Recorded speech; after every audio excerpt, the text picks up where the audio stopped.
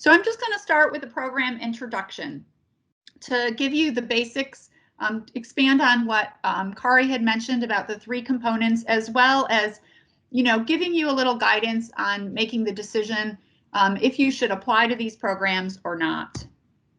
So the Conservation Innovation Grants Program, the purpose of it is to stimulate the development and adoption of innovation and conservation approaches and technologies in conjunction with agricultural production. It's actually funded out of a program called EQIP, which is a cost share program for producers to integrate conservation practices on their land. So the intent of this program is to bring innovation in conservation for farmers ultimately to use. And therefore the money actually comes out of what Congress gives to the EQIP program. So the most important component of this program is to demonstrate innovative features of your proposed technology or approach. So we have 3 program components. Another way to word it would be opportunities, because we post these components as funding opportunities on the grants.gov, the federal grants.gov website. And as Kari mentioned, we have the National CIG program, which came out of the 2004 Farm Bill. That's when it originated. And the focus of this program is really to do field demonstration projects to test new technologies that show promise. And the state CIG programs are very similar to this, but they're much smaller. They're programs that are regional and they have a more localized focus. Sometimes a state program can be scaled up to a national program, but basically those are other opportunities that exist. In addition, we have the 2008, out of the 2018 Farm Bill, a new component was added called On-Farm Trials. And the On-Farm Trials program is really focused on the widespread adoption of innovative approaches. And it does this by putting a large portion of the funding is asked to go towards farmer incentive payments. So we really want to see scalability in this program. We want to see a new technology tested on more farms, basically, than what you would see in the CIG Classic program. So to give you a little bit more information on each program, the funding opportunity in recent years has in general been posted in the spring. And this is true as well for the National CIG Classic program.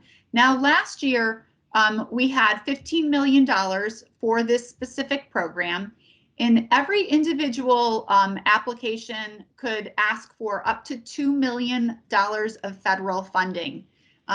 Last year, also, the minimum was $150,000. Now, keep in mind the total amount we put towards the program and the federal amounts, maximum and minimums that you can ask for can change every year, but they don't change very much if they do change. So in general, this has been what we've seen recently. Now, another really important part of this program is that each project has to bring a certain amount of non-federal match. Most projects are required to bring at least 50%. So if you're going to ask for $2 million of federal money, you're going to have to provide as well not 200 million or $2 million of federal money. You'll have to provide $2 million as well of non-federal funds as match. Now, recently there have been outlined special circumstances where a decrease in match could be allowed, and Lucas is going to talk a little bit more about that. So I won't cover that, but in general, it's important to remember also that the priority areas can change annually. So while we try to cover every resource concern every few years, there's a good chance every resource concern will not be covered every year. So when I talk about resource concerns, I'm talking about things like wildlife habitat, water quality, soil health. For those of you familiar with NRCS, you're going to be very familiar with what those resource concerns are. I'm not going to go into those here today, though. Also to keep in mind, one of the really nice things about the CIG program is that overall it does have fairly high funding rates relative to other federal grant programs. In 2019, the CIG Classic program funded 17% of the proposals submitted. And last year, in 2020, we funded 24% of the proposals submitted for the National CIG program. So the second component of the program is the state CIG program. And for this program, the Notice of Funding Opportunities, what we call an NFO, many of you are familiar with like RFA or RFPs. That's the same thing basically as an NFO. And the state NFOs are posted as well in the spring on grants.gov. And last year we had 24 states participating. That means each state is going to post their own funding opportunity.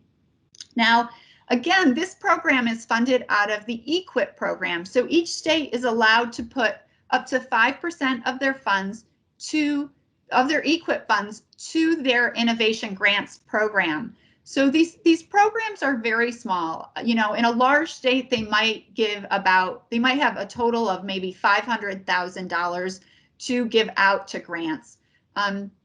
So often the amounts you see are more like $75,000 per grant.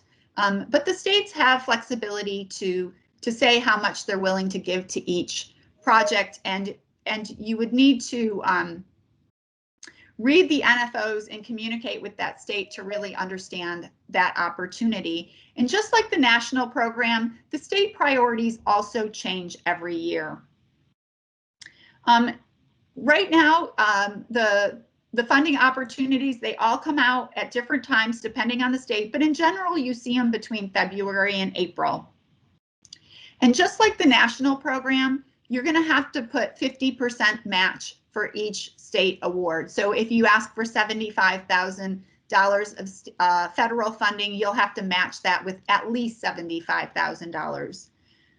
But another thing about the state competitions is they seem to be even less competitive than the national competitions, where we've seen as high as 50% of the proposals submitted funded, but generally about 20–30% of the proposals are funded. So it is a good opportunity to apply to.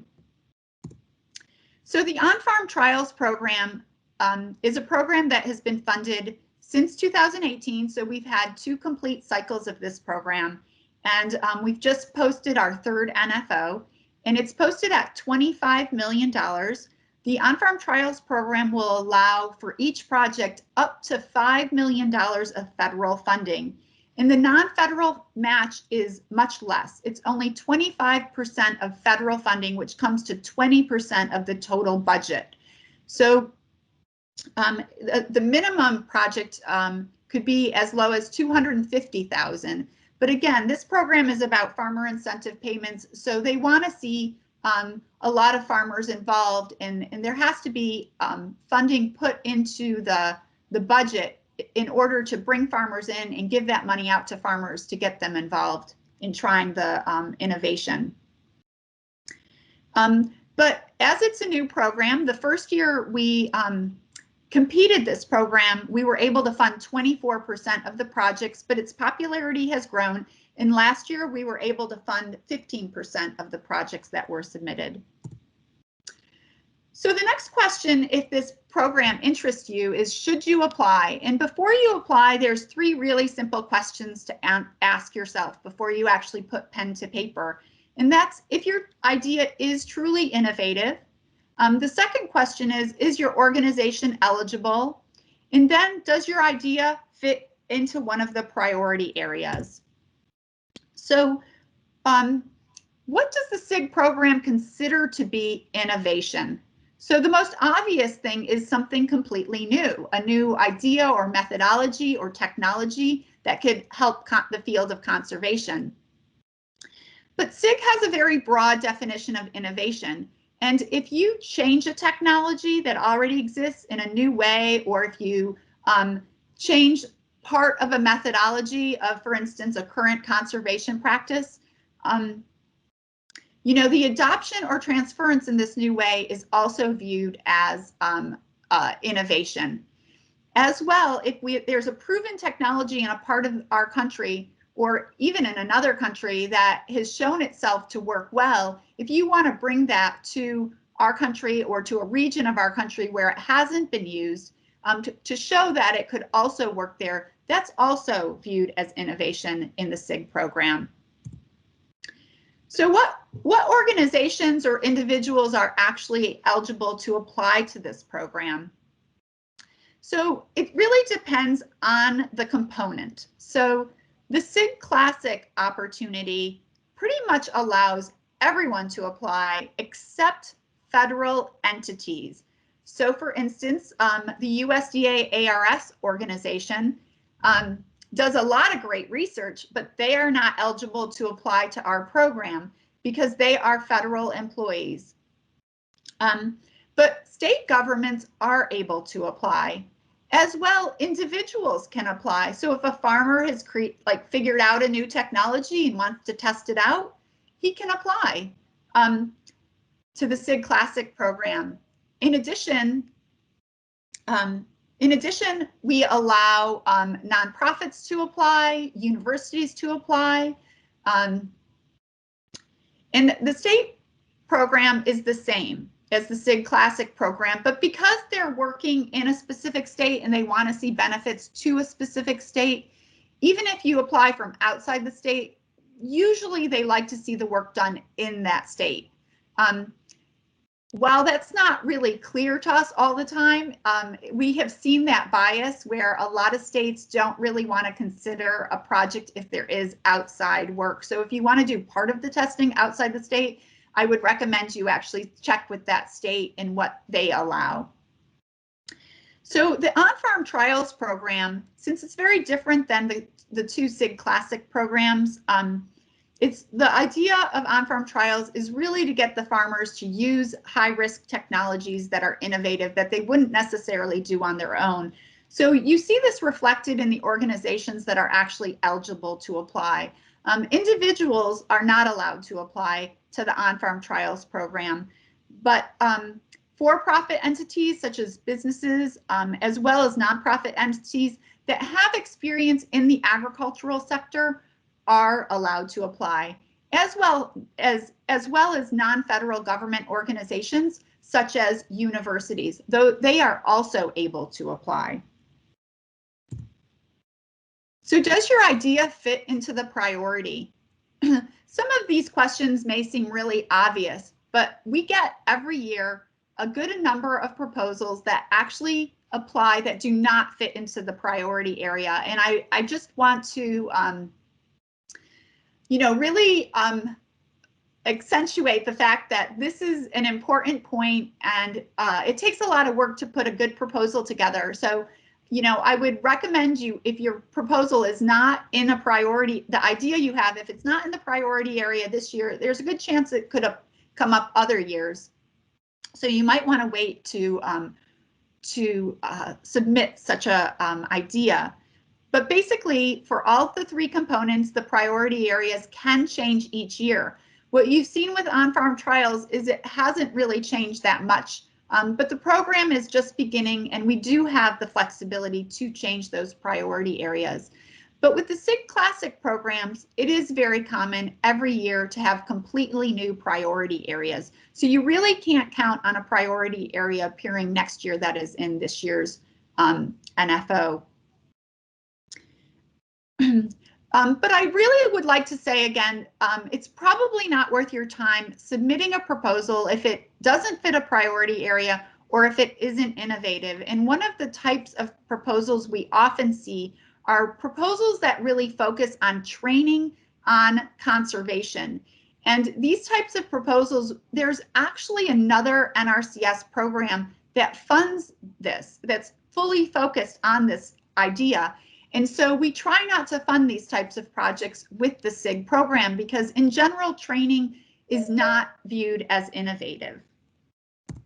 Okay, so that ends my initial presentation. And if you have any questions on this part of our presentation, I'll take a couple of them. But other than that, we'll move on.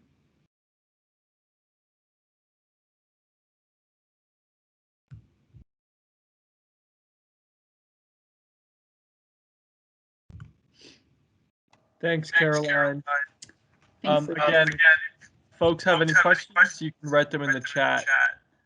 But not seeing any, I'm going to go ahead and move on to the next presentation, which is focused on historically underserved farmers and ranchers and the Conservation Innovation Grant Program.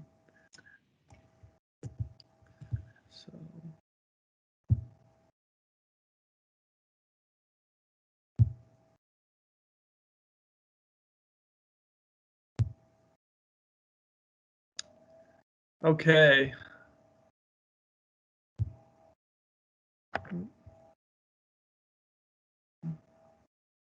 Okay, fantastic. Well, thanks, Caroline, for that. That was really helpful and a nice primer. Oh, I think we do have one question here before I get started. What have you observed as a good sources of matches, or what is allowed for matching fund requirements? So match is really open. We allow both cash and in kind. So if people want to give volunteer hours, and you want to use that type of match for 100% of the match, that is actually acceptable. You can do really any mix of cash or in kind. We are very open as long as the match is directly related to the project, and it has to happen in the lifetime of the project. So it can't be something that's happened before the agreement is negotiated. Awesome. Thank you, Caroline.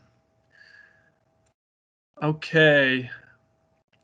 I'm going to get started here then on historically underserved farmers and ranchers and the Conservation Innovation Grant opportunity. So what we'll cover in this presentation is who are the groups that qualify as historically underserved farmers and ranchers, the benefits that these groups or projects that are serving historically underserved farmers and ranchers receive under the CIG program. I'm going to briefly touch on a few of the recent HU projects that we funded in this year's cohort, both for our on-farm trial and CIG Classic.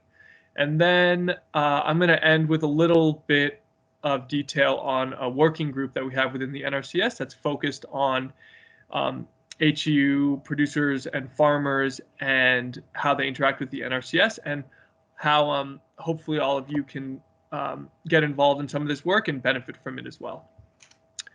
So there we go. So the Farm Bill defines a number of different groups as historically underserved because these groups have been historically underserved by the Department of Agriculture. And so in order to address this issue, the USDA provides competitive advantages for HU producers for a number of its programs. I'm going to go into detail about the advantages, the specific advantages for CIG, but generally across a lot of NRCS offerings, these advantages may include increased payment rates for conservation practices, targets for conservation funding or loan allocations, and access to advanced payments for conservation practice implementation. I should also note that, as Kari said at the beginning of this webinar, that the current administration has really made civil rights and the reduction of barriers to participating in USDA programs a priority. And so for us at the NRCS, this is more than just a Farm Bill mandate. We see it as really important work as we try to solve these complex natural resource challenges and supporting the producers across the country. And so we take this work as a really fantastic opportunity to help solve these natural resource challenges. So who qualifies as historically underserved under the NRCS? There are 4 different groups that qualify as underserved, historically underserved. And I should note that these are the NRCS's definitions. There are other USDA agencies that have slightly varying definitions. The first group that qualifies as an HU group is a beginning farmer or rancher. So this is a person who has worked for no more than 10 consecutive years on a farm. The second group is socially disadvantaged farmers or ranchers. And so this includes individuals or producers who are a member of a group that has historically been subjected to racial or ethnic prejudice. And so this includes individuals or producers who identify as Native American or Alaskan Native, Asian, Black or African American, Native Hawaiian or other Pacific Islander, or Hispanic. The other two groups that qualify as historically underserved under the NRCS's definition are limited resource farmers or ranchers. So these are groups or individuals who have a total household income of less than 50% of the county median household income in the past 2 years. And last but not least, veteran farmers or ranchers. So these are folks who have served in the armed forces, including a reserve component. They were released from service under conditions other than dishonorable, and they cannot have operated a farm or ranch for more than 10 years. And again, just to keep everyone oriented here, for the CIG Classic and OFT opportunities, most of the projects are that qualify or that benefit from the HU benefits for CIG are projects that are serving these farmers or ranchers. Again, individuals can apply for the OFT or for CIG Classic, but largely it will be projects that are serving these groups. So these are there, as I mentioned at the beginning of this talk, there are a number of benefits that HU groups and projects serving HU groups receive under the Conservation Innovation Grant Program. The first is that for the CIG Classic opportunity, there's earmarked funds. So at least 10% of the national funds available for CIG Classic are set aside for proposals from HU producers and organizations serving HU groups. States can develop their own requirements for set-aside funds. A second benefit that Caroline mentioned as well is that there's a reduced match requirements for CIG Classic for projects that are competing for this HU set-aside pool of funds. So for 2021, entities competing for HU funding face a lower matching fund requirement. The exact reduced match requirement will be specified in the national funding opportunity when that comes out in a few weeks. And I should note that this fluctuates annually. So the benefits, sorry, I just got, someone seems to be trying to join this chat. Is there someone that can't be admitted from the lobby? Oh. I'll continue. I think I can let them in. And I should also note again that the on-farm trial opportunity does not have earmarked funds for specifically HU projects, nor does it have a reduced funding match requirement. This is just for the CIG Classic opportunity. Then the third competitive advantage that HU projects receive is ranking criteria, and this applies to all of the CIG opportunities: Classic, on-farm trial, and state. And so what this means is that priority consideration is provided to proposals competing for HU funding, but also to proposals that are not able to compete for earmarked funds. Regardless of whether a project is competing under the CIG Classic pool for these set-aside funds, the panels that are evaluating these projects take into account whether HU producers or organizations are part of the project's goals, and that gives the project a competitive advantage when it's being evaluated. So again, I think that this is something that we're really trying to emphasize this year that, of course, if the project's main goals are to serve and try to overcome some of the barriers for HU producers and organizations, then they can compete for these set-aside funds. But all projects, if they're able to incorporate HU producers into their goals, stand to benefit from this this priority consideration. So, how are CIG applications evaluated? All CIG applications, all CIG proposals are evaluated against technical criteria. So the quality of the proposal's purpose and goals, the degree of innovation in the proposal's technology or approach, and how beneficial or transferable the proposed project's goals are. Caroline is going to go much more into depth into all of these technical criteria in her next presentation on grantsmanship. But what I'm going to touch on here is the additional criteria that CIG Classic and on-farm trial proposals are evaluated under if they are competing for the HU set-aside pool, that's for CIG Classic, or on-farm trial if they are a project that is serving HU producers.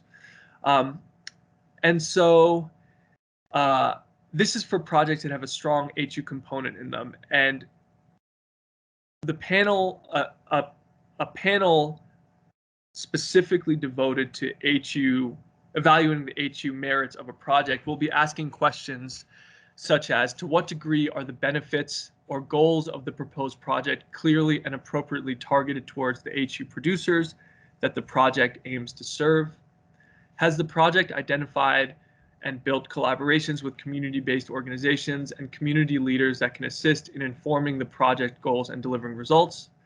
The panel will be asking whether there's representation on the project or team that reflects the community that the project aims to serve, and how well do the project goals and objectives aim to address the current barriers and historical legacies that have impacted participation and/or success that the target HU producers face. And really, these questions are aimed at evaluating how well a project will actually be able to serve the HU community or producers that it aims to serve. And these new criteria are the result of a working group that we have at the NRCS, which has really been trying to increase the quality of CIG applications that are serving the HU community across the country. And so as a working group, we've been meeting to help develop these evaluation criteria, which again are meant to make sure that HU proposals are appropriately considered alongside all CIG proposals. Again, we've established a specific HU panel for CIG Classic and on-farm trial, which will be evaluating these HU criteria. We're also really hoping to improve the technical contact training to ensure the provision of effective oversight for HU projects. And we're also working to improve targeted outreach to expand knowledge of the program. And this is specifically, this webinar is a product of that effort right here. This is part of that process of making sure that we're getting the opportunity into the right hands. And then lastly, we're working to improve the documentation and data collection for these HU projects, again, to make sure that we're better serving the HU communities across the country. At 3:30, my colleague Brianna Henry is going to be presenting on NRCS and the broader offerings and from the agency and how they relate to HU producers. I'm just going to briefly mention a few of them here. So there are many other NRCS programs that offer benefits to HU producers. These include programs like the Conservation Stewardship Program, where at least 5% of total funding needs to go to beginning farmers and ranchers and 5% to socially disadvantaged farmers and ranchers. And just like CIG Classic and OFT, there's a separate ranking tool for the CSP program for these HU groups. The RCPP, or Regional Conservation Partnership Program, considers HU engagement in their selection criteria, just as CIG Classic and on-farm trial do. And EQIP, on the Environmental Quality Incentives Program, provides advance payments, a higher cost share, increased payment rates, and a separate ranking pool for HU producers. So again, my colleague Brown Henry is going to go over this later, but I just wanted to sort of touch on that it isn't just the Conservation Innovation Grants Program, but NRCS offerings more broadly as well that are working towards helping HU producers across the country. So I want to give a brief overview of some of the 2020 HU projects that we funded in this year's cohort. So we funded 6 projects overall that had a significant HU component to them. For the on-farm trials opportunity, the University of Hawaii has a project that's working to bring soil health management systems to diverse farmers across the islands, and is specifically focused on overcoming some of the barriers to adoption that exist for these HU groups. For the University of Texas in Rio Grande Valley, they're working on a project that's specifically targeting HU farmers across the Texas region and providing them with technical assistance and financial assistance in regards to cover cropping and soil health management principles. For the CIG Classic, we funded 4 projects that were competing for the set-aside pool of funds. The first of these projects, the Indian Land Tenure Foundation, their project is working to develop and pilot an operational web-based tool to assess and quantify the benefits of enhanced land-based carbon sequestration through ecosystem conservation on tribal lands. The Riddle Foundation has a project that is expanding the accessibility of biochar and bioenergy, specifically for historically underserved communities. The Arkansas Land and Community Development Corporation has a project that's working to bring drone pest management systems to historically underserved vegetable growers in East Central Arkansas. And the First Nations Development Institute is creating a tribal community-based model to support native agricultural producers as they work to improve water quality and watershed management through conservation planning and practices. And again, this is to give everyone on this call just a brief, very, very brief example of some of the projects that successfully were funded in this year's cohort that have a strong HU component to them. So just to wrap things up here, some takeaways I think that I hope all of you are getting from this presentation is that there are real benefits from incorporating HUs in your project if that's possible, and that's if it can be a significant part of your goal.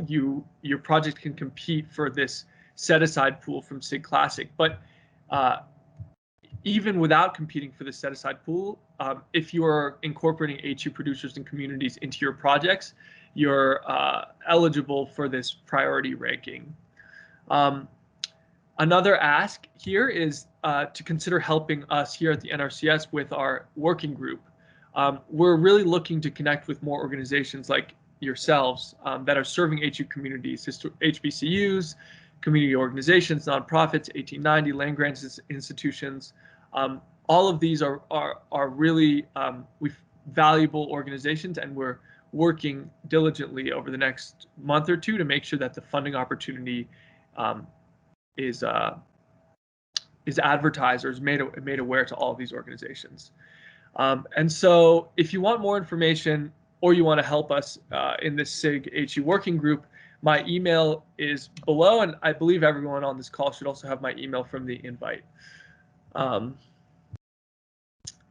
So with that, I think I'm going to open it up to some questions.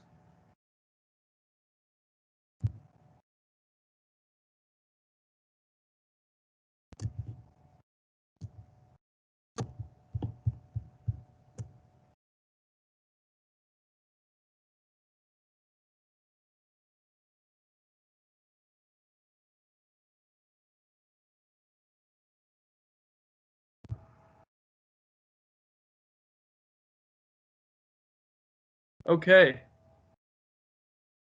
not seeing any questions in the chat. I think we can go ahead and keep moving then. Caroline, do you want to take the reins again? Sure. And if anyone has questions moving forward on one of the past presentations, it's fine to ask it late. I see some things in the chat box though, Lucas, so maybe before I start. Oh yeah, here's a question. Yeah. Is that for is BF beginning farmer? Yes, beginning farmer. So for the CIG Classic opportunity, the benefits that beginning farmers receive, or groups that are specifically serving beginning farmers, are that they're eligible to compete for the set-aside funds. So that's 10% of national funds are available for CIG Classic, are set aside for proposals serving HU producers. And beginning farmers or ranchers are one of the categories within HU, within the NRCS's definition of historically underserved producers. They also benefit from a reduced matching requirement. Like Caroline mentioned, CIG recipients must provide a non-federal funding match amount from outside organizations at least equal to the amount of federal funding. But for projects that are serving beginning farmers or ranchers, that funding requirement for CIG Classic is lower. And the specifics of that will be detailed in the funding opportunity. And then the last benefit is that these proposals would benefit from priority consideration when they're evaluated by the technical and HU panels competing during the evaluation process for CIG Classic and on-farm trial. Thanks for your question. Okay, I'm just going to say hello really quick again and then turn my video off so it doesn't distract. But I'm going to go into a 30-minute presentation that's really focused on tips and things to structure, the ways to structure your proposal to specifically for the CIG program.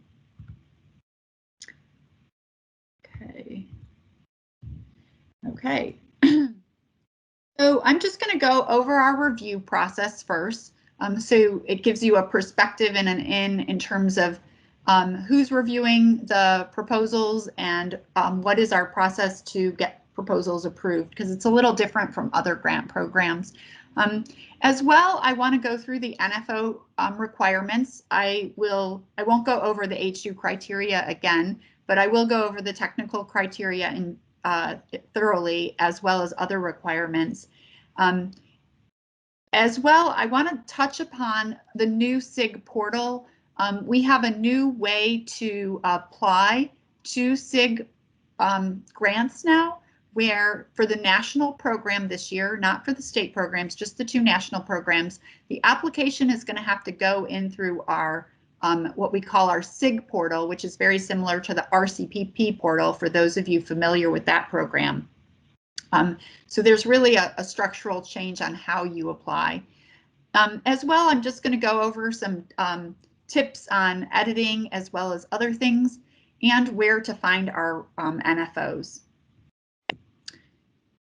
So to start, who reviews the proposals? This can become an important question because you need to know who your audience is when you write the proposal. And traditionally for the CIG program, NRCS employees are the reviewers. For the CIG national programs, we've really expanded that, and we do bring in other USDA employees, specifically from agencies like ARS. As well, we will recruit reviewers from other federal agencies that are experts specifically in the area for that panel.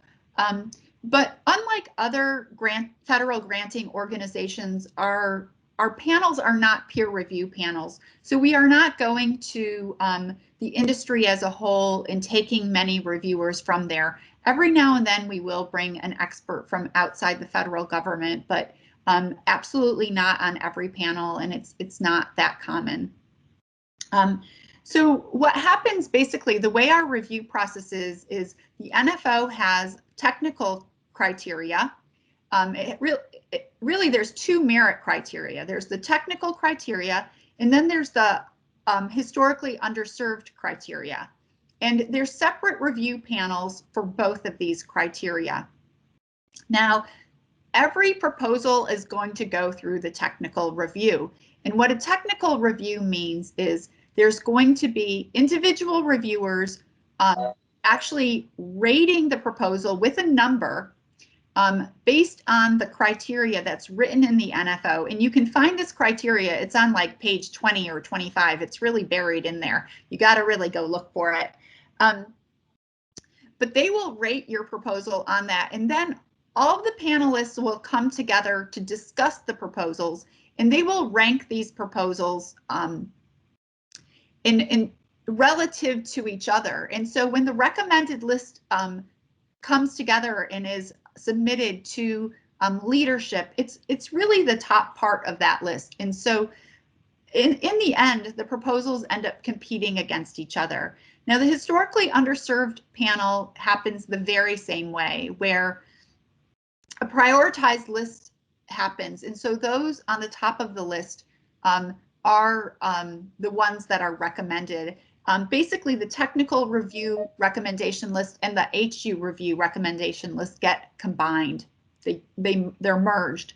And the last review we do is a state review. So depending on the state your application will occur in, and if it occurs in multiple states, the proposal will be sent out to multiple states. An expert in that state will be assigned to review the proposal and look basically specifically at the applicability to that state and if there's any duplication. The duplication becomes very important because, as we've told you, there are state CIG programs, and it is very common for an organization to apply to the national program and to apply to the state program. So if the state's planning on funding that project, a lot of times they'll tell us and we'll take it off of the recommendation list because the same project is going to be funded. But basically all that information comes together, and the recommended list is then moved forward to leadership for approval. And leadership likes to see this list. They don't rubber stamp it. They're thinking about NRCS priorities, and they want to make sure that these address NRCS priorities. When we put our panels together well, there's no issues there though, and our leadership is usually very much in support of what we present.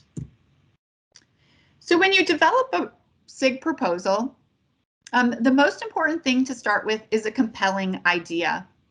And the other component that you need to think of in order for your proposal to be competitive is to think about writing a really good quality written document.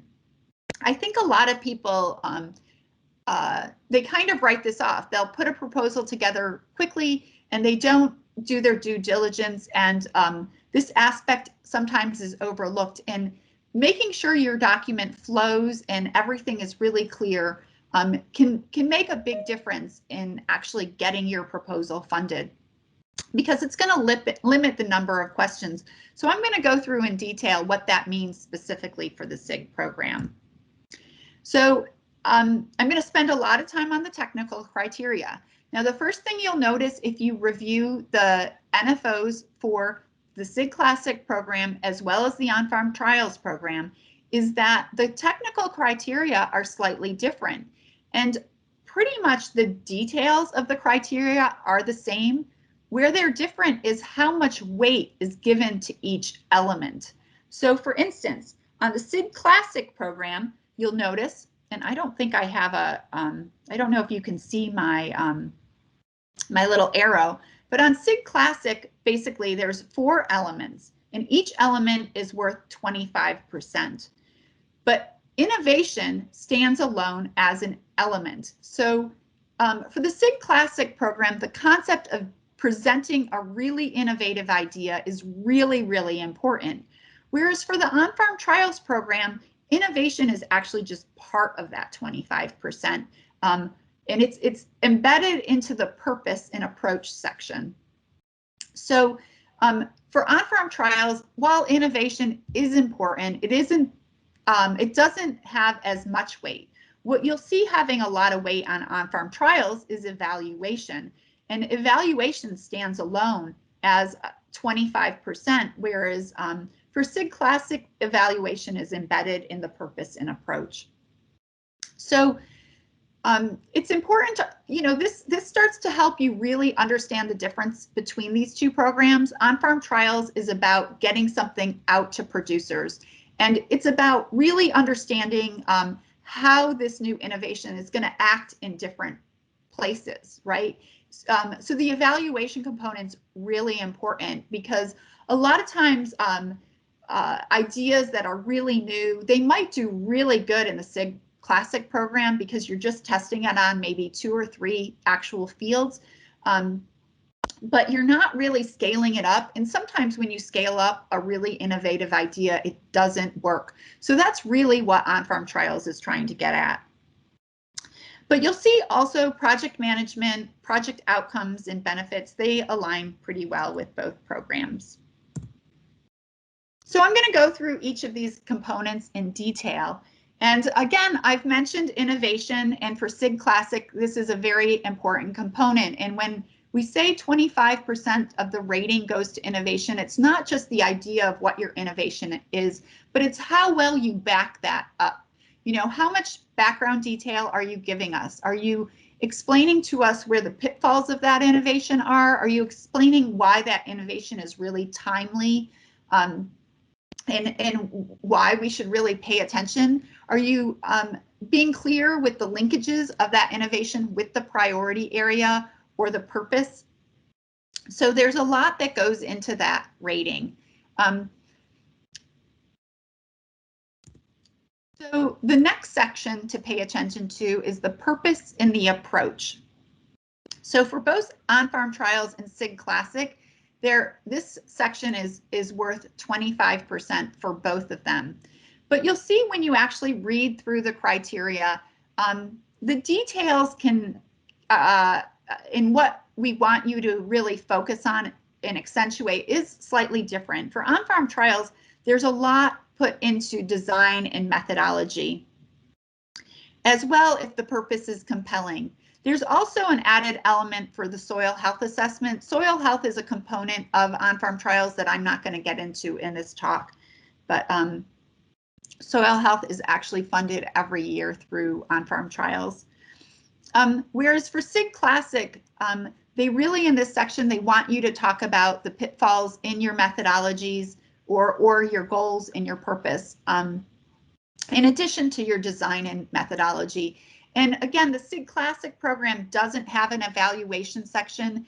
And so a lot of the results can actually be put in this section. But in general, for the purpose and approach, you're going to want to lay out in both proposals your purpose, your goal, and your objective. So why are you doing this project? The purpose is a much more expanded goal statement, and it actually should almost run into the goal. The goal is just going to be maximum 150 words. For most of these projects, we want you to just have one goal. If your project has 2 goals, that's good, but this program sees goals and objectives as very different, where the objectives are basically what support the goal. But the purpose is the background, like what is bringing you to make a decision to have this as your goal? We want to know that story, and it's going to really help the reviewers understand your proposal and make your proposal compelling. So you're going to really want to give details on the purpose, and you're going to want to give data and solid information as to why this innovation is important. And a lot of this is going to go in the background section for the purpose. But again, your goal should just be a pretty simple statement. The goal should be maybe just 1 or 2 sentences, whereas your objectives exist to support the goal. I want to again reiterate, in the CIG program, we've really created a separation between goal and objectives. And now that we have the CIG portal application, this separation becomes very important. I think in the past, we've seen a lot of applications use the terms objective and goals interchangeably, but because we now have word limits in the CIG portal, this difference is really important, and you have a lot of space to really expand objectives. So your objectives should support your goals. Also, you don't want to use the term objective throughout your proposal randomly. We see this a lot in proposals as well, where the project team will call a lot of different elements of the project objectives. And they really start to confuse the project, where it becomes really unfocused. So we want to recommend to you that your purpose, your goal, and your objectives all line up. Another thing I want to recommend for objectives, especially if you don't have experience writing grants, is to Google SMART objectives. SMART objectives are objectives that are specific, measurable, achievable, realistic, and time-bound. So, you know, really we want an objective that's well developed, that basically is measurable. So you're going to be able to have a clear deliverable and a quantifiable end product, right? But basically all of these should cascade from each other. In addition to your activities, activities are the elements of the project that support the objectives. And they should be in this purpose and approach section as well. The design methodology and the measurements that are going to be taken as well should be in this purpose and approach section.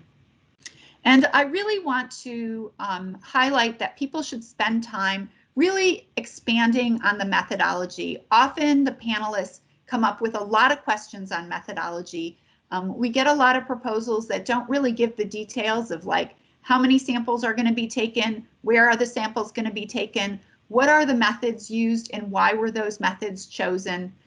While you don't have a lot of space to expand, giving some indication to this is really helpful and can really benefit. It can really help not create questions from the reviewers, basically. So the third element in the technical criteria is project management.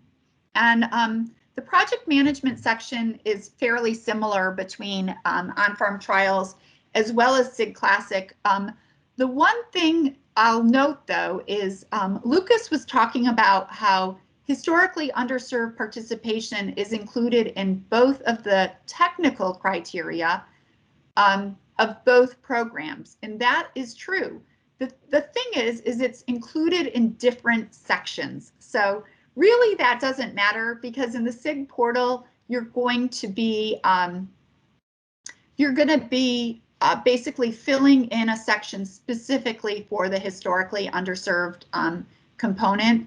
But because of this, it's important for you to know how the reviewers are ranking and where this is going to get ranked and when it's going to be discussed.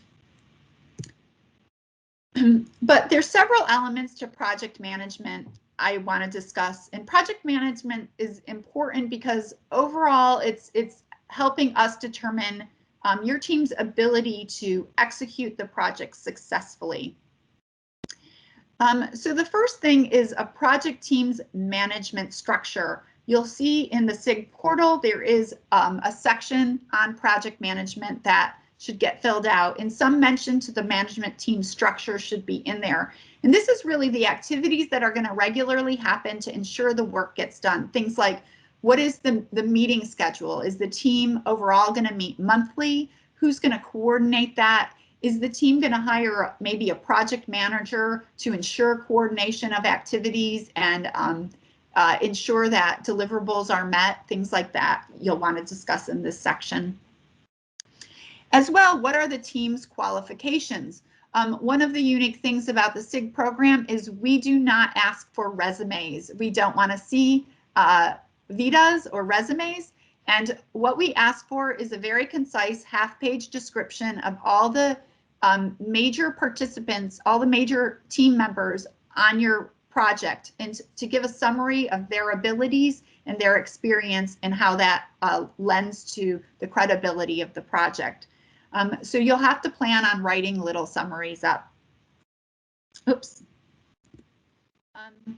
The other thing that is mentioned in the NFO is experiencing managing federal awards.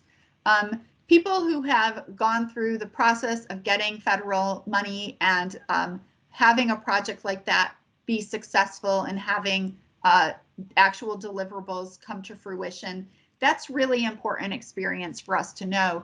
Now, does that mean if you don't have federal experience that your proposal will not be viewed highly? That's not necessarily true, but you're going to want to take the opportunity to explain that you have the capacity and the experience to deliver on such a large project, because a lot of these projects end up being very large. Also, I want to talk about the timeline and milestones section. Historically, a lot of people like to put Gantt charts, use Gantt charts for this section, but now with the CIG portal, this isn't really possible. The timelines and milestones section is going to have to be text. While you can attach a Gantt chart as an attachment to your submission, the timelines and milestones section is going to have to be in text to some degree. Now, a lot of, if you've never done the timeline and milestones before, some advice I'd give is to make sure you have at least 10 activities on that list. Some of these requests really give the reviewer another view into your project, where they're really looking at the project from another perspective than the actual written narrative. And timelines and milestones are one of those opportunities where you're giving a chronological view of the activities. So if you just put 5 activities down, it's really not going to help the reviewers. So take your time to document those activities and highlight which of those activities are actual milestones. And also, if you line them up with objectives, that becomes also very helpful for the reviewers. The last thing I'm going to spend a lot of time on the project management section is partnerships. Partnerships, they don't actually shake out as like a really high percent of the rating, right? But it is a very, very important part of the project. And if you do review the CIG projects that we have funded in the past, most of them have been funded with a lot of partnerships. It's very rare that we fund a project with no partnerships, although we have done it. But then your project idea has to be that much more compelling. And one of the biggest advantages of partnerships is basically you're including letters from these groups and they're saying, hey, we think this idea also is really great. And they're willing to lend their word at the very minimum, if not maybe some match. And it is important to get match. And so that's another driver for partnerships, is to get people to buy into your idea. So that's very valuable. Now for on-farm trials, I'm going to mention also in the project management section is project technical assistance. One of the things with the CIG program is we really don't want you to use NRCS employees for your technical assistance. We really want to see other organizations doing the technical assistance. That being said, on some technologies, sometimes you cannot overcome that. And there are times when money is put aside for NRCS. But I just wanted to bring up that technical assistance is within the on-farm trials, and we do prefer that NRCS not cover that technical assistance if possible. So the last element of project management is a very huge part of it, and that's the budget. Budget is very important, and the way you display the budget in the proposal is extremely important. Again, just like the timeline and milestones, it's another way to describe the project. So when the reviewers look at it, they get the same story written in a different way. And so it really helps to flush out what your project is about and give people a picture of what's going on. So really take time to write a solid budget narrative. Most budget narratives are at least 2 pages each for the federal section and then the non-federal section. Now with the new CIG portal, you're also required to do a table, and you would fill in that table with the major categories. The major budget categories for CIG are the standard federal SF 424A categories. That's like personnel, you know, fringe benefits, supplies, contractual, stuff like that. So we have all that described in the NFO. So, you know, be careful, try to understand those categories and make sure they're represented, and then put the line items under them and really expand on it. Give us details. For personnel, we want to know the person's name or their position, how many months are going to be spent on the project, what their salary is, and then divide it between years. Let us know each year how much money is going to go to that individual person. As well, travel should be expanded on. We want to know, you know, where people are going, who's traveling, what the per diem rates are. All these things are important. You want to give a lot of details in that budget narrative. Something to remember, whatever you're writing down is an estimate. We expect it to be an estimate, and numbers can change slightly if your award is if your proposal is funded. But make sure that you do all the costs correctly, that everything adds up. We always put an example in the NFO. And as well, I'll touch on match again. I answered that person's question earlier, but match can be cash or in kind, or any mix of that. Okay, so how am I for time? Oh, I'm doing pretty good. Okay, so transferability, benefits, outcomes, and evaluation. So these sections are about 25% in CIG Classic, but they add up to about 50% of the rating in on-farm trials. Also, I want to note, this is the section for CIG Classic that would include HU producers.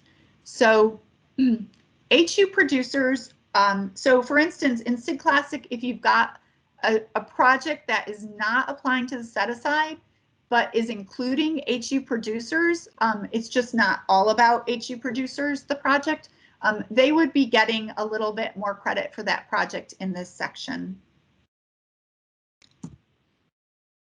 So let's talk about the details of this section. The first component, or the first parts I really want to focus on, are communication and transferability of the project. Your project should have a list of very clear outcomes.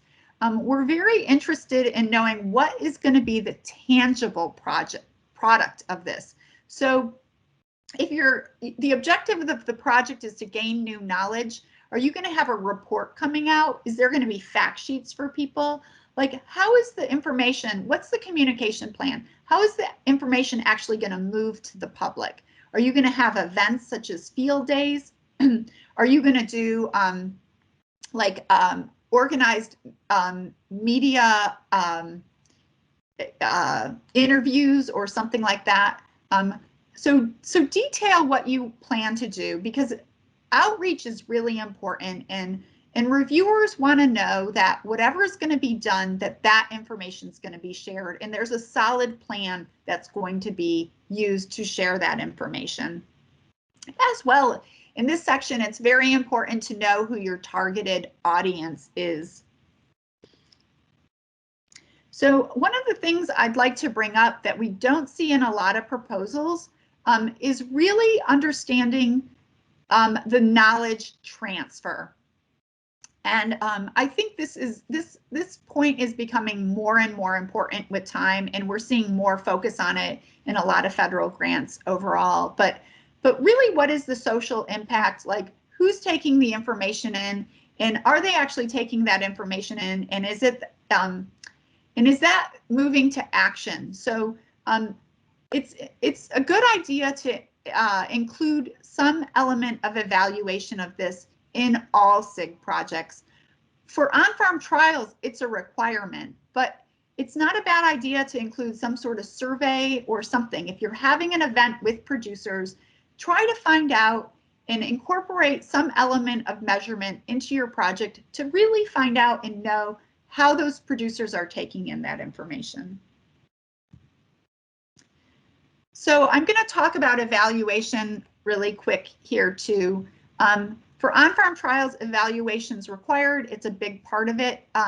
And one of the great things for us to require evaluation in the beginning of the project, in the project design, is that you're really thinking about, you know, how the project can succeed or not succeed and how that's going to be measured. And what you're going to do, because those are two very different outcomes.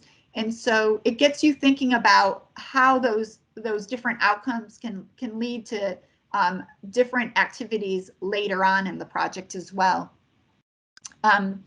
But, you know, 10, 20 years ago, you didn't see a lot of evaluation in projects.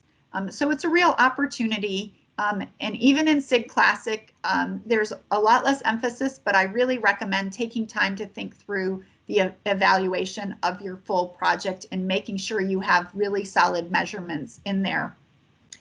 But you can think about evaluation in three different ways. There's, it's really about measuring the impact of the project, and impact is often divided between short-term impacts, medium-term impacts, and long-term impacts.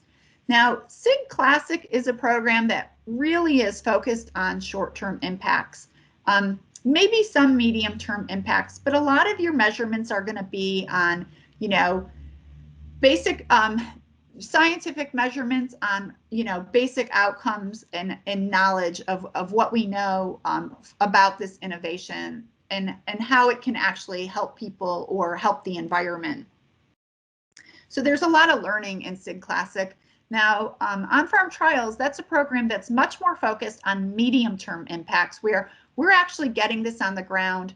You've got a lot of farmers involved, and you can actually talk to them, do interviews, find out, you know, if practices can change, if behaviors can change. You can really start to get into medium-term impacts. Now, long-term impacts are really, really hard to gauge in most grant projects, right? But we want to know about them. We want to know where you're heading with this. So even if you can't put a measurement for long-term impacts, you'll want to talk about it. You know, what is the long-term projection for the project? Where are you going? Where's the potential? How can this help our nation overall in maybe 10 years if it does become a regular practice? So, you know, do some estimation, I guess, do some projection. Benefits and outcomes, we've really already covered this. Benefits, again, is really much, it's pretty much aligned often with long-term impacts. It's really like what the impact this project could have to the community. And outcomes are usually speaking specifically to the project objectives and goals. So really they're aligned very much with the deliverables on the project. So I'm not going to go over HU criteria again in detail because Lucas really spent a lot of time going over this, but I just want to reiterate that for any proposal for CIG Classic that is applying to the set-aside, they will also be reviewed by an HU panel and have to address the HU criteria. Now, for on-farm trials, there is not a set-aside, so it's any proposal that has a significant amount of historically underserved groups involved. And the project teams will actually select that on the CIG portal.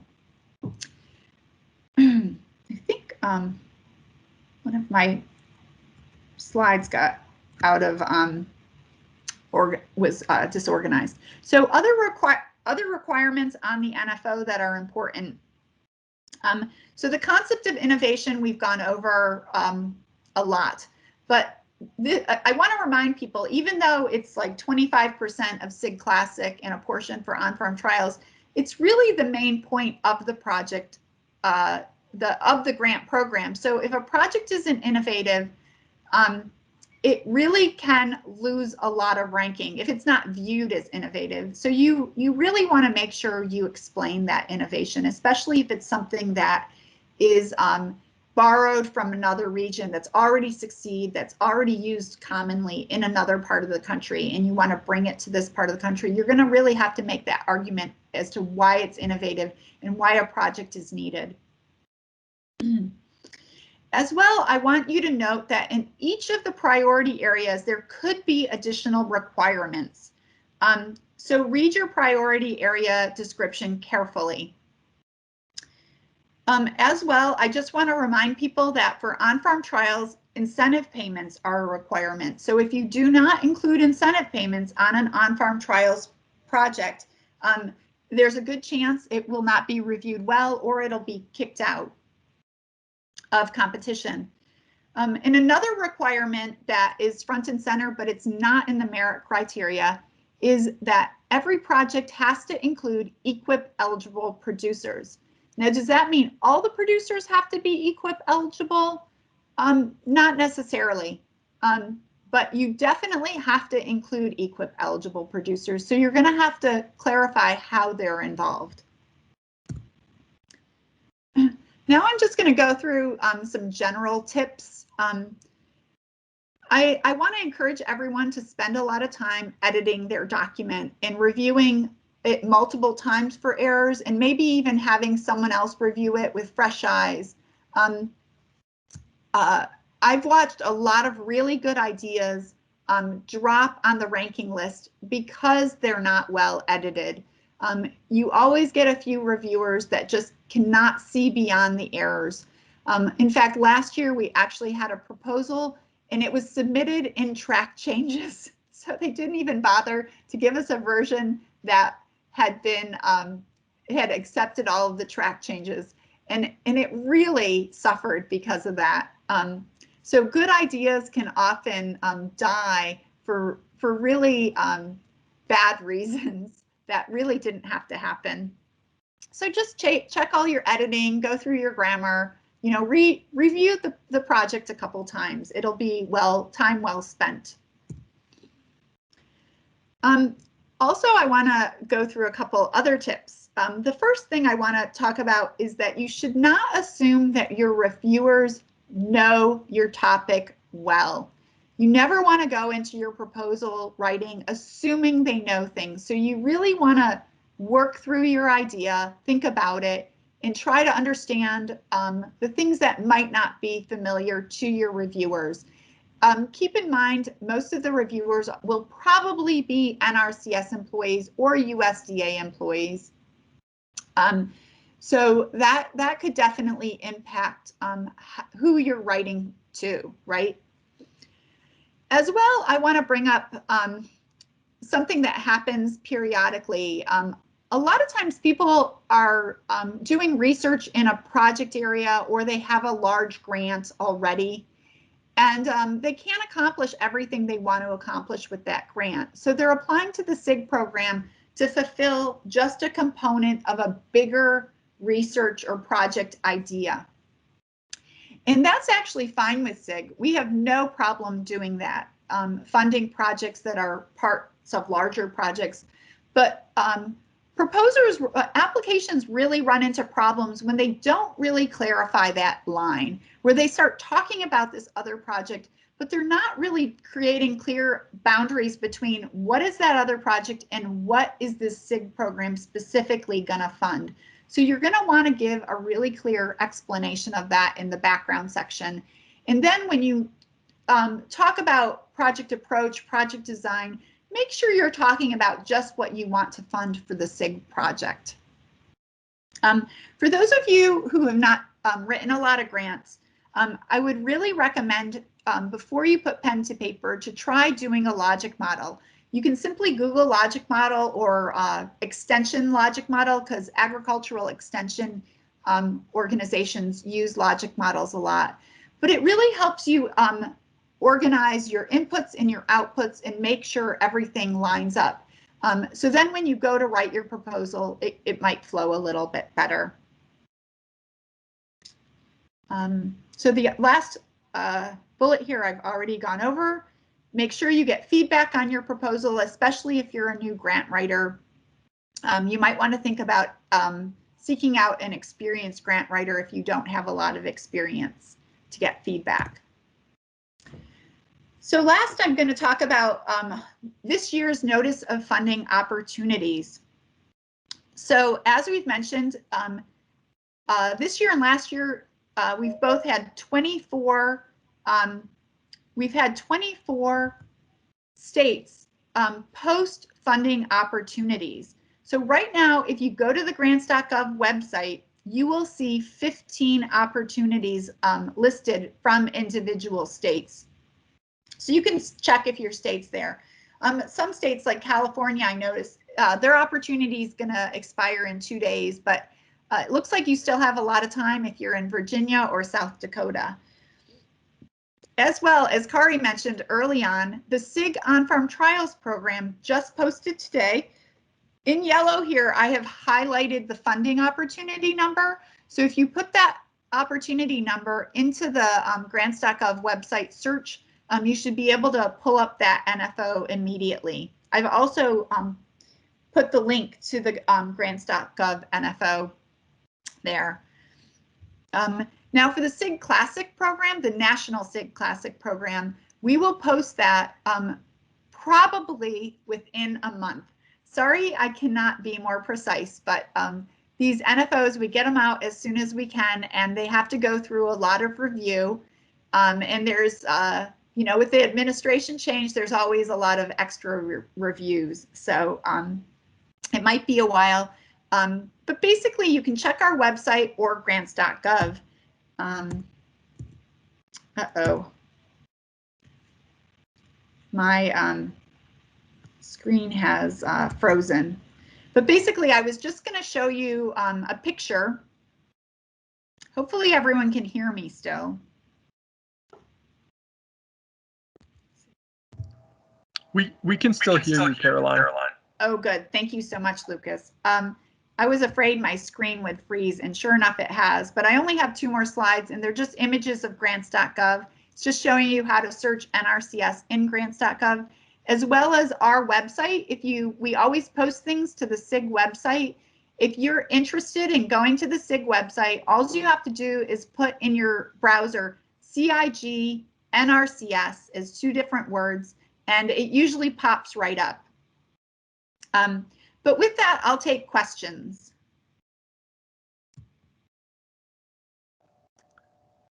Thanks, Caroline. We have a question in the chat from Catherine Trish, who's asking, what kind of producers would be considered ineligible for EQIP?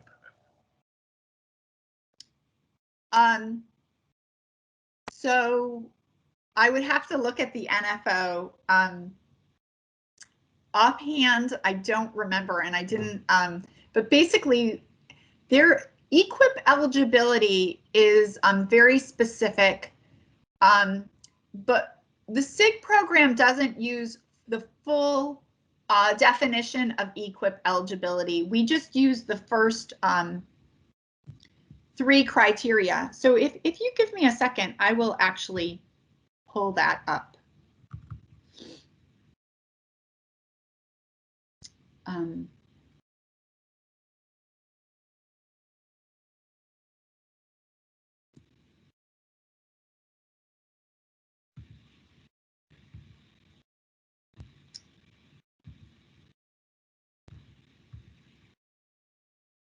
I think someone just put it in the chat. Okay, it's you need to be in compliance with highly erodible land and wetland conservation provisions. You need to be a person, legal entity, joint operation, Indian tribe or native corporation who is engaged in the agricultural production or forestry management or has an interest in ag or forestry operation as defined in 7 CFR Part 1400. And you have to have control of the land involved for the term of the proposed contract period. So those are the elements of EQIP eligibility that apply. and I'll put those in the chat. I think someone else may have, but I'll do that now. There we go.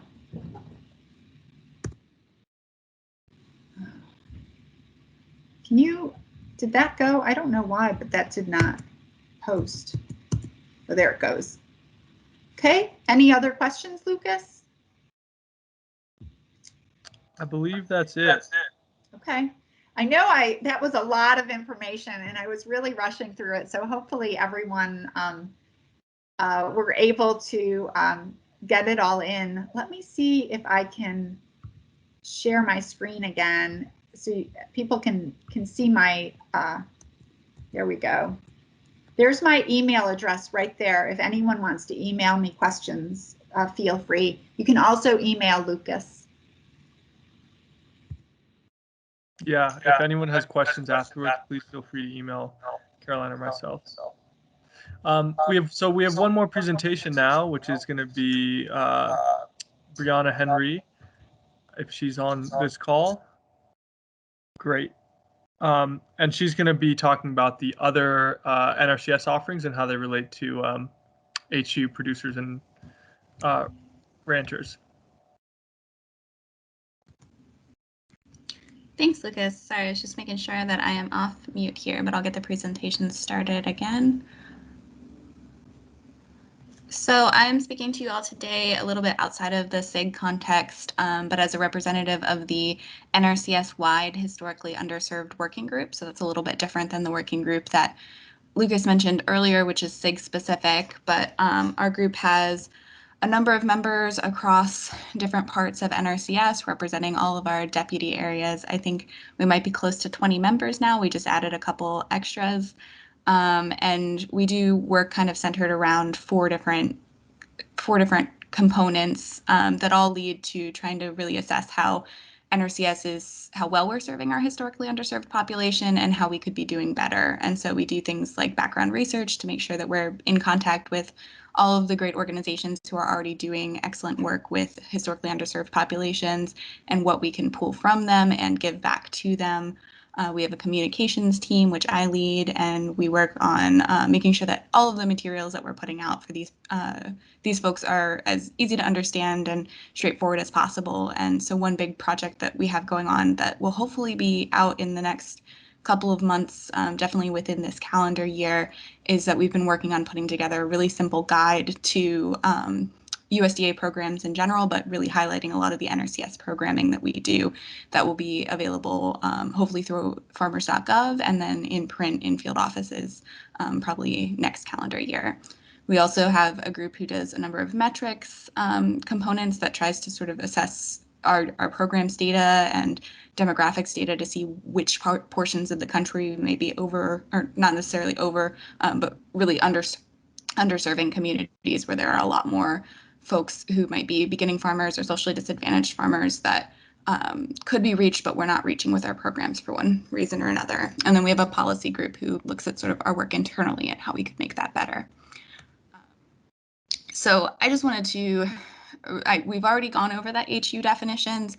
I just wanted to highlight again, because this is something that we struggle with. It's more complicated than we feel it needs to be, but it is, it is where it is at this stage in terms of having definitions that differ between our different agencies. And so that's something that we're actively working to try to rectify. But I wanted to point out some of those differences that are specific to NRCS so that you make sure that you know who you're talking about. And one of those for beginning farmer and rancher, that's the notation of 10 consecutive years. So that's a producer who has not operated a farm or ranch for 10 consecutive years rather than 10 continuous years, or I'm sorry, 10 total years.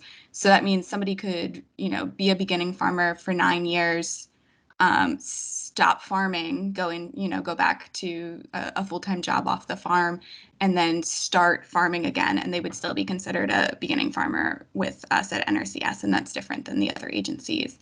As far as socially disadvantaged, we do not include women, but FSA and RMA do. So I just wanted to make that clear. So this is only considering this variety of racial and ethnic groups as socially disadvantaged on our end. And then the veteran and limited resource producer definitions are a little bit more straightforward and in line with the other agencies.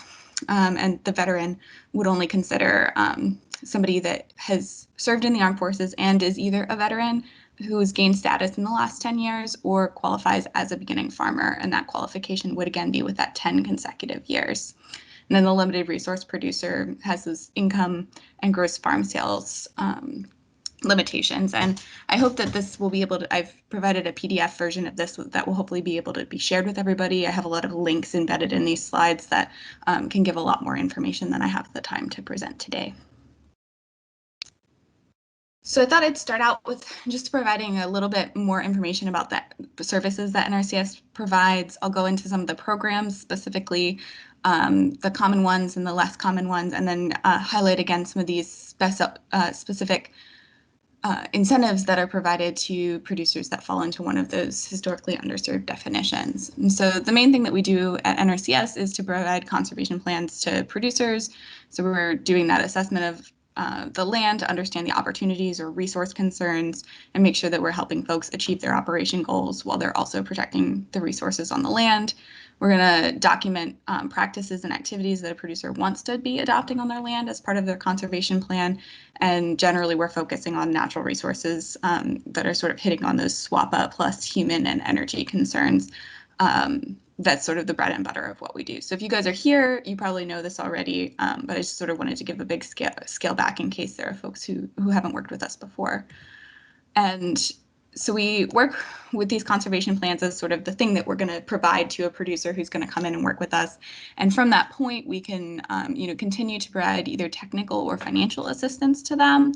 And so the technical assistance is something that is available to any producer who walks in our doors with no costs or commitment and can help address any resource concerns or just general concerns on the land. We can craft solutions. We can help them make sound management decisions as they move forward. And so this is can be pretty substantive if that's the route that somebody wants to take if they're not interested in pursuing funding options with us for one reason or another. It could be that they're not necessarily eligible for some of the funding opportunities, but they're really interested in getting some of the technical savvy that we have available at our field offices. And then we also have the option of going through financial assistance, which would be most of the producers that you all would be working with through CIG who would be applying for an NRCS program like EQIP, and that producer may gain financial assistance. And the way that we give our financial assistance is primarily through a cost share, which is a phrase I think you've heard a couple of times here, where we basically offset a portion of the cost of implementing a practice. And that's usually paid once a practice is already applied on the land and we verify that it's been applied to our standards. Two of the most common programs that we work with producers with, I think you've already heard mentioned today. It's the EQIP, or Environmental Quality Incentives Program. And this is used to implement specific conservation practices. It can look like a full conservation system if folks are identifying all of the concerns on their land and applying practices to address all of those, or it can be slightly more piecemeal where somebody's really interested in a particular practice that we offer or a particular handful, and they'll apply to have those implemented on their land, or apply to implement those. We do not do the work, but we do support it. And so the cost share, or the payments that are available for that, are determined based on which practices are applied and the different financial scenarios that we have set up kind of behind the scenes. And then the second program that is another of our more common and has some of these more specific incentives tied to it is the Conservation Stewardship Program, which is sort of like taking EQIP and putting it a level up. So it's often for producers who have already done a fair amount of work on their land but are looking to enhance their existing conservation or implement a bundle of conservation practices. And so that's just sort of the advanced stage. And these are usually paid as annual payments based on the degree of conservation applied to the producer. Some other not necessarily less common, but some other kind of further outside of CIG here program offerings that we have is that we have our Agricultural Conservation Easement Program, or ACEP.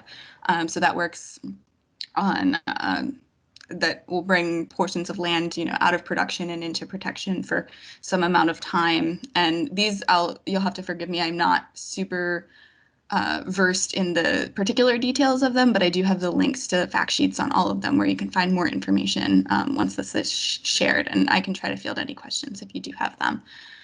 We can also provide disaster assistance. We have this listed. It's the Emergency Conservation Program, which is actually something that is funded through FSA rather than NRCS, and the technical assistance is provided from NRCS.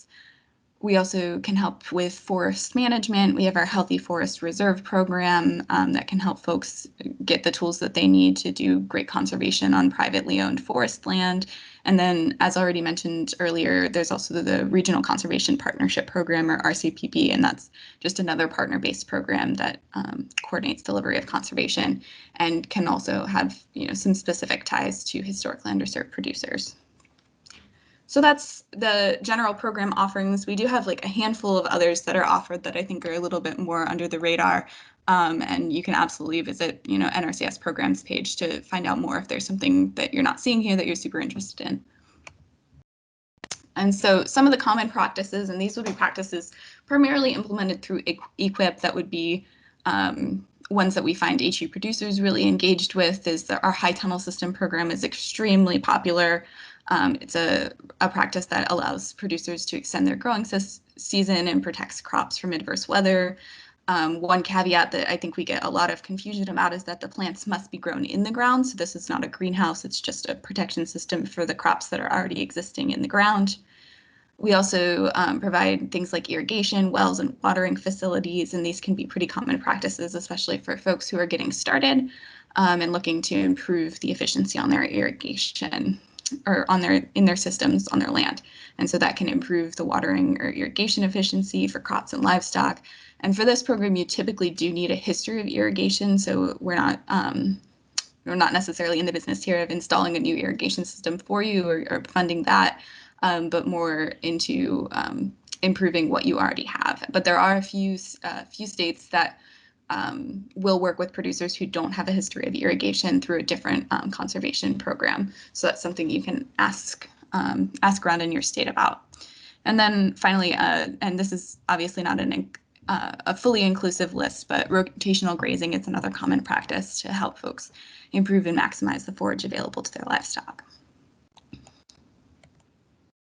So getting into some of the specific advantages for historically underserved producers, and these are ones that I think Lucas mentioned earlier, but I'll go in a little bit more detail with and give you a bit more information about how it stacks up against the offerings to your standard producer who doesn't fall into one of these categories.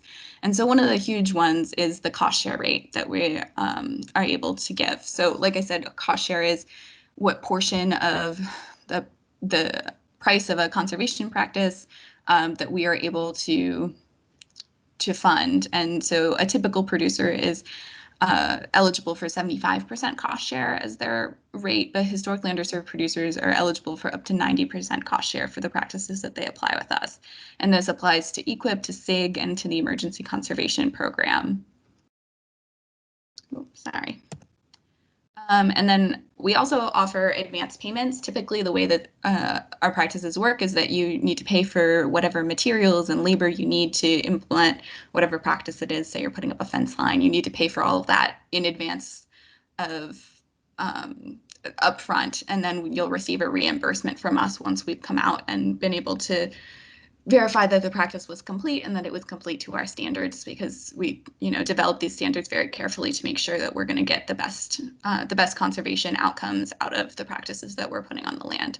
And so as of the 2018 Farm Bill, advance payments were offered to every historically underserved producer for EQIP, and that allows for up to 50% of the contracted payment to be paid upfront, and that just must be spent within 90 days of receipt. If it doesn't get spent in that time frame, we do end up in a position where some of the money may be taken back, and that's something that the field office has really tried to avoid at all costs by just carefully communicating the rules here to the producers. So every historically underserved producer who applies for funding or is awarded funding with us has to sort of check a yes/no on whether or not they'd like to have this advance payment option.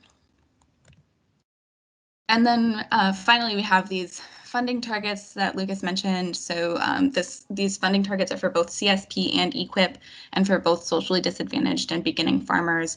And for each of those sort of 4 subcategories, 5% of the total program funding is targeted to those producer groups. So that's a total of 10% for each CSP and equip that are being put toward a specific HU categories. And then we also have these socially disadvantaged and beginning farmer and rancher ranking pools for both equip and CSP. And so these are just a separate sort of portion of our application review process that allows these applications to be ranked among each other instead of against, potentially far larger, more established operations that may be able to have, a fair amount of advancement in their conservation goals just because of the resources that they have. So that every state sets their own amounts of money that are going to go into each of these funding pools, and I think those change from year to year. And then we also do offer a veteran funding priority where, I believe this is at the discretion of individual states, but veteran applications can be ranked, a couple points higher in this ranking process because of the nature of the application. And then one other thing that I wanted to mention, because these are fairly new considerations and heirs property is an issue that does affect our historically underserved communities, specifically racial and ethnic minorities, a lot higher than it does the general population. And for those of you who may or may not be familiar, heirs property, when we're talking about it, is just property that's been inherited, often without a will, to multiple heirs. So it can be as simple as, dad died and he didn't have a will, and so there's 3 of us who are all siblings and we've equally inherited this piece of property.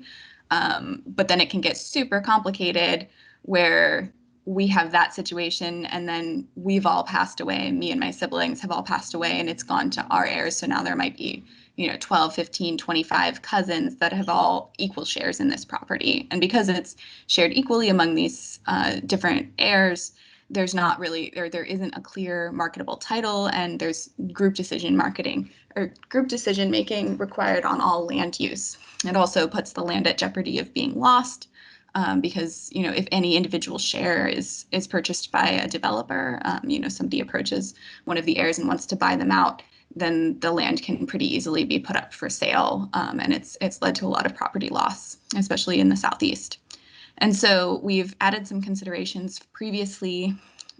Folks without a clear marketable title, so people in this heirs property condition, were not eligible for a farm number and didn't have the paperwork necessary to take that first step into getting USDA assistance. But as of the 2018 Farm Bill, there's several additional documentation pathways to gain a farm number, and that allows folks to participate in USDA programs, including CSP and equip and all of these different NRCS programs that I was mentioning. I'd say the only exception that I wanted to highlight is that we cannot have heirs property participants in easement programs because it is a land purchase or land holding, so that does still require a clear title. And there are a number of resources out there to help folks work through that process of clearing their title, but it can be both challenging and financially intensive. So then just to sort of wrap up here and give a little bit of time for questions if there are any, I just wanted to highlight a couple other HU resources internally to NRCS, and then mention some of the things that FSA and RMA have to offer for historically underserved producers. And so one of the big offerings that we have now, as of the 2018 Farm Bill as well, are our BFR coordinators. We have a national BFR coordinator, Sarah Campbell, who is in charge of anything beginning farmer and rancher that we're doing with NRCS, and she oversees a set of 50 BFR coordinators that are assigned to every state, and those are collateral duty positions, and those folks are from NRCS, FSA, RMA, or rural development, and there's a list of them that's linked here that you'll be able to access. Those are great people to get in contact if, as maybe you're working through some of your CIG proposals and things like that, and you have questions about how best to work with these communities, or you want to be in touch to make sure that you're offering things as best as you possibly can, or being as proactive as you can, feel free to get in touch with these coordinators, and they'd be happy to talk to you. And then finally, the local service centers are just a great resource. In general, it's the first stop for anybody who's working with us for the first time. It's where you'll usually find FSA and NRCS co-located. And and those folks can help you get a farm number and get enrolled in any of these programs. And they're also it's great to be in touch with your local staff as you're developing these projects, and especially if you're funded and working through them. And then finally, I think this is my last slide. It would be remiss not to mention our kind of cousins on the other side of the farm production and conservation area. The Risk Management Agency offers crop insurance, and they do offer special benefits for both beginning farmers and veteran producers. And the Farm Services Agency, again, is often co-located with NRCS in the service centers. They're the first stop because they enable eligibility for NRCS programs through making sure that an applicant has a farm number.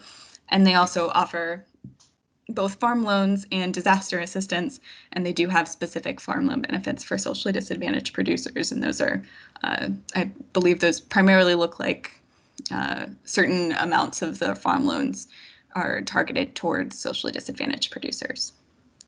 So that is all I have for you all. And if there are any questions, I'd be happy to field them.